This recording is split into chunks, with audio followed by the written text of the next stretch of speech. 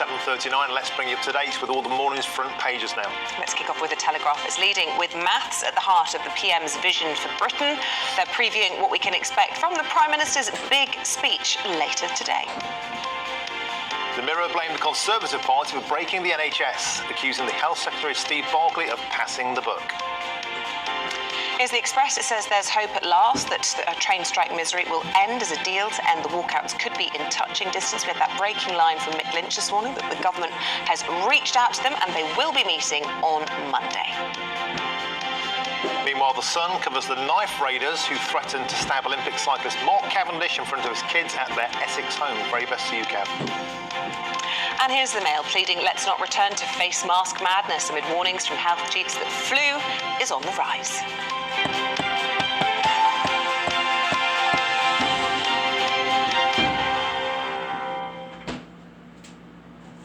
Time to go through the papers now. Joins us this morning the former Chief Secretary of the Treasury, the legend David Mellor, and of course journalist and political commentator Emma Wolfe. Equally legendary. Yeah. And we're pussycats. Yeah, the equally legendary Emma. You really want somebody who'll scratch the eyes out, but we don't do that, do we? Good. Well, anyway, let's have a go first, David. Yes, you turn to a story in the Times. You're picking up on the war in the Ukraine. What's the latest? Well, what I'm trying to do is to prove there is more to the world than Harry.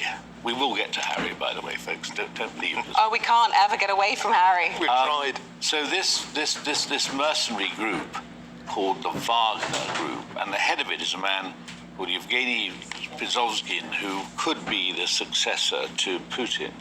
It's really quite troubling. And there's a bizarre film of him looking at a lot of bodies of his own men stacked up in black bin bags and saying their contracts are finished, they will go home next week. They died heroically at the front. And then later on in this film, he says, so long, guys, Happy New Year. Sounds like a nice guy. We talk about the lunatics taking over the asylum. Well, they've certainly taken over the asylum now. This, to me, is the great difference. You know, I was a Foreign Office Minister responsible for the Soviet Union when it was still the Soviet Union. And these were quite interesting old boys, but you didn't feel particularly threatened by them. This lot, I feel quite threatened by them because you feel there is an instability at the heart of Russia, which means any one of people like Prigozhin and a whole lot of individuals like that could suddenly take over. And if somebody wants to prove that there is a worse setup than runs in Russia at the moment, I think these guys are in the mood to prove it. Which is a sobering thought. Speaking of which, Emma, keeping things cheerful, COVID fears are on the rise. The UK is hunting for the next variant as the floodgates have been opened from China, although testing, I think Thursday it kicks in, doesn't it? Tomorrow, negative tests have to be presented upon arrival from the UK, but these variants are the big fear. Yeah, so from next Sunday, the UK is going to start testing around... Ignore me. Yeah. Around 2,000 travellers a day from China will be tested. They'll be arriving at Heathrow.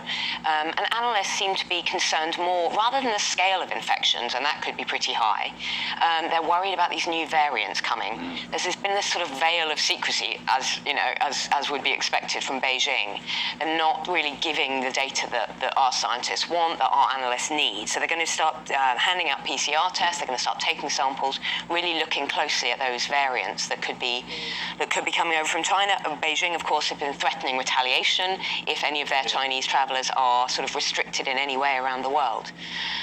So we'll see where this goes. Obviously, across the papers, there's talk of, the return of face masks, all of this stuff, but I think there's a lot of concern about it. Well, because with new variants, there's questions about the efficacy of the vaccines and whether the vaccines need to be modified, and it's been relatively simple to do that thus far, but one hopes that, long may that continue. Yeah, and I wonder, David, if there was a bit of a faux pas on behalf of the Conservatives, because they initially said there'd be no testing from China, even though the USA and Italy said that they would test.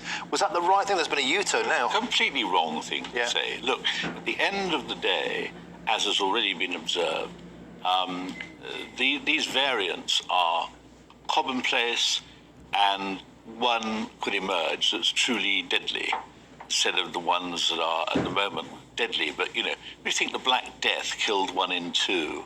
The fact we did all right with a lot of people were rightly incredibly upset about what was happening with COVID, but it was, 0.2%. I mean, that's not to be joked at, particularly if you're one of the 0.2%, but you've still got to keep a sense of proportion.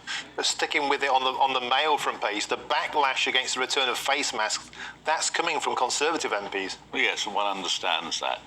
And at the end of it all, I guess one of the things that people want to try to do is to live with this. We can look. You think how many tens of billions it costs to run away from COVID. Running away from COVID means that all of the problems we now face with the economy, money that should have been there to help get through this period isn't there because of the money. Sunak had a lot to do with this.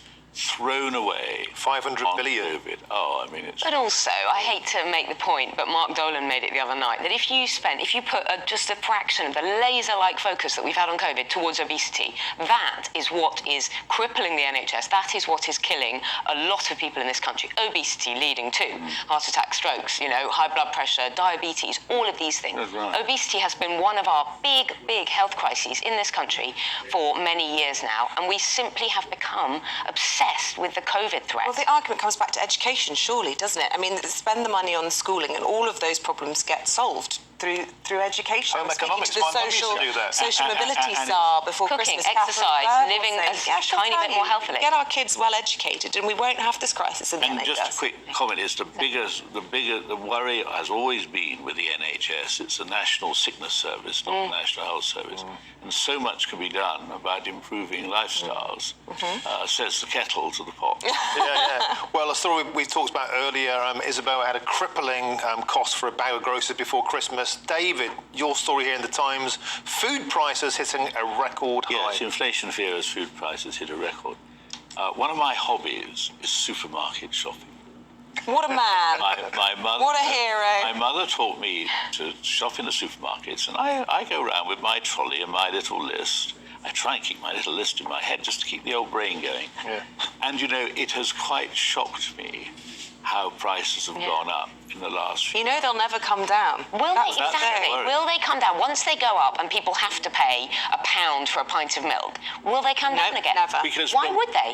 Why would they bring When them? one looks at things that could destroy this government, and they're queuing up, one of the things that will destroy this government, particularly one headed up by a billionaire, multi-billionaire through the wife, is if they appear to be unconcerned about what it's like being an ordinary family trying to put food on the table. Yeah. And this is the one that's going to cause them a lot of grief if they don't... I'm sure he will tackle that in his the thing. speech today, because he talked so much during the leadership contest, didn't he, about inflation being the enemy of the most deprived, because it hurts those at the bottom the most. It's really easy to bash him for being a billionaire and totally out of touch, but it's very hard for them to be in touch when he simply isn't going to the supermarket. Someone like Rishi Sunak, most of his ministers, most MPs are not...